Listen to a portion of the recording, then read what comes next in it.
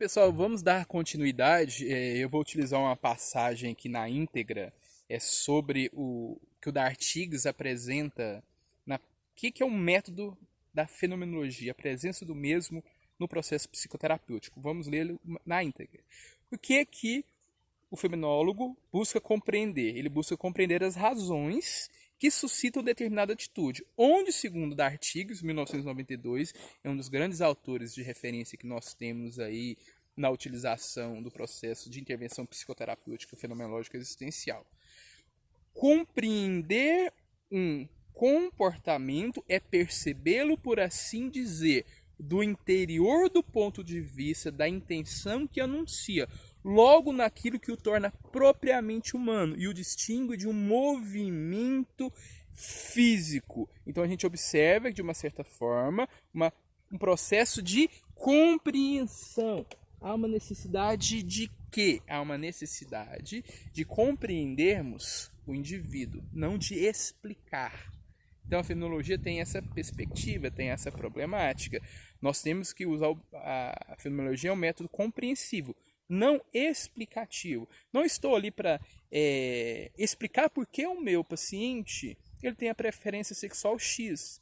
Estamos ali para compreender o quanto essa representação de orientação barra opção, que é uma discussão que eu pontuo, mas a gente não vai estar entrando nela agora, porque é o indivíduo que tem que compreender o processo. O terapeuta ele tem que compreender o processo em conjunto com o seu paciente, mas ele não tem que ficar explicando para o seu paciente ou explicando para ele mesmo o que leva a determinados comportamentos. Temos que fazer o processo de compreensão, mas focado ao nosso paciente. O foco não é o psicoterapeuta, mas sim o nosso indivíduo. Nosso âmbito está dentro desse processo. Então, voltando a essa constituição, esses destaques, nós temos que entender, ao passo que a gente trabalha com o método de compreensão, temos que sistematizar de uma certa forma a dinâmica do processo da fenomenologia no setting terapêutico.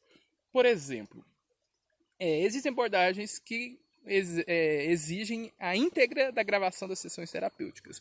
Na fenomenologia, qual que é a nossa orientação? A orientação dentro do âmbito da fenomenologia é que nós exigimos apenas a gravação com pacientes menores de idade, por questões de proteção do nosso paciente, sim, menor, mas também do nosso terapeuta.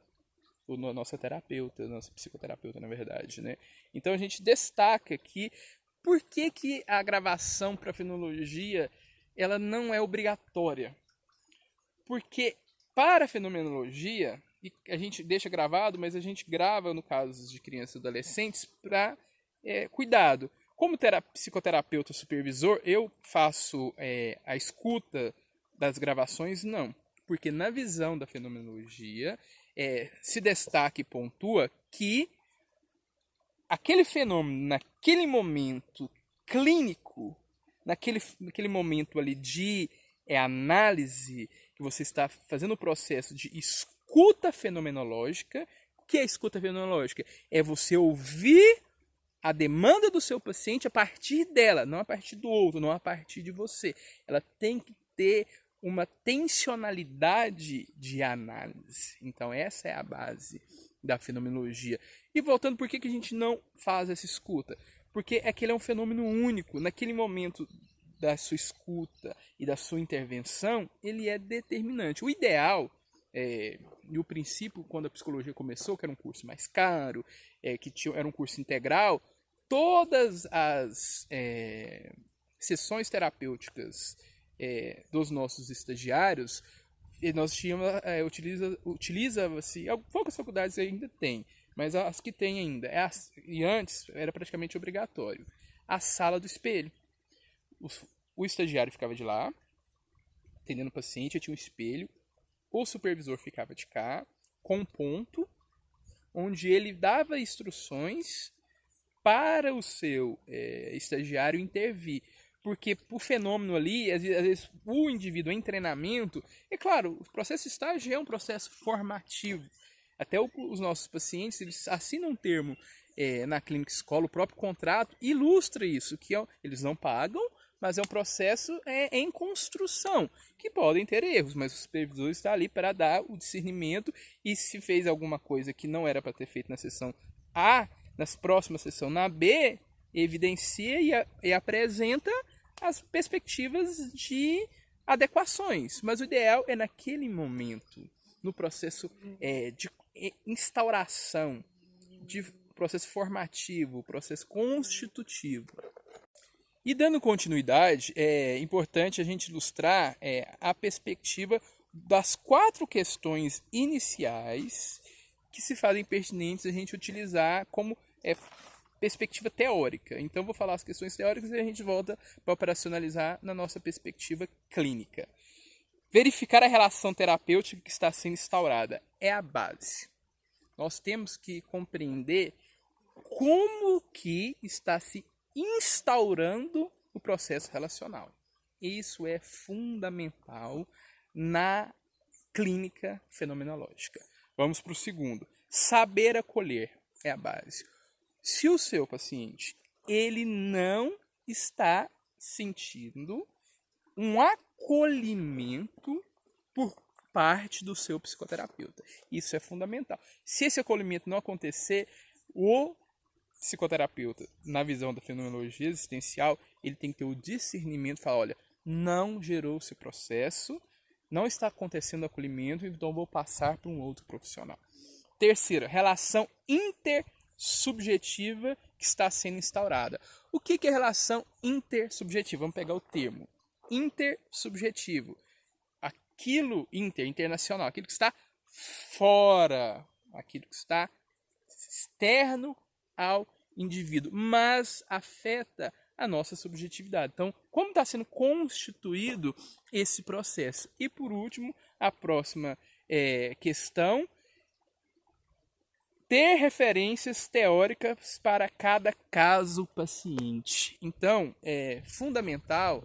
Por que às vezes se questiona, mas a sessão é 50 minutos, a gente vai no psicólogo, isso é caro demais. Mas não são só 50 minutos. É isso que eu já até falei no humanismo, alguns alunos questionaram. Mas não tem como atender para... Pessoal, cada paciente que nós temos, você tem que ter uma constituição teórica que vai te subsidiar. Vamos utilizar um exemplo. Vamos lá. Você tem um paciente que está com quadro de bulimia nervosa e você é um terapeuta fenomenológico existencial.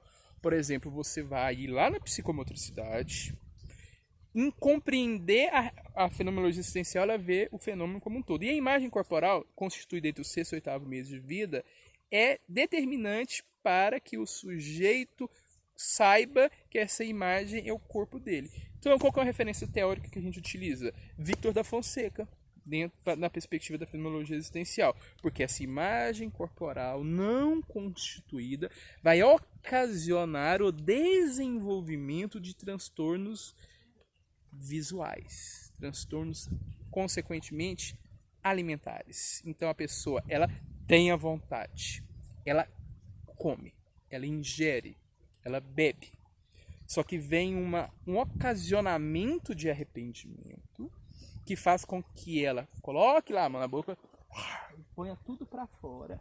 Porque ela, ao olhar essa imagem dela, essa autoimagem, ela não percebe essa autoimagem.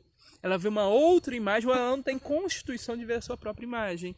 Então, a fenomenologia vai nesse arcabouço teórico para subsidiar a forma de intervir. Não vai ser de uma hora para outra, a pessoa vai parar de enfiar a mão na boca para jogar para fora, para reduzir os comportamentos de vômito e o indivíduo compreender que esse processo de retirada do alimento é unicamente uma forma de não aceitação do seu corpo, porque não reconhece essa imagem como dela. Então, várias situações podem ocasionar isso. Abuso sexual na infância, a não aceitação, algum processo de luto não elaborado. Então, nós temos o diagnóstico e temos o processo teórico fundamental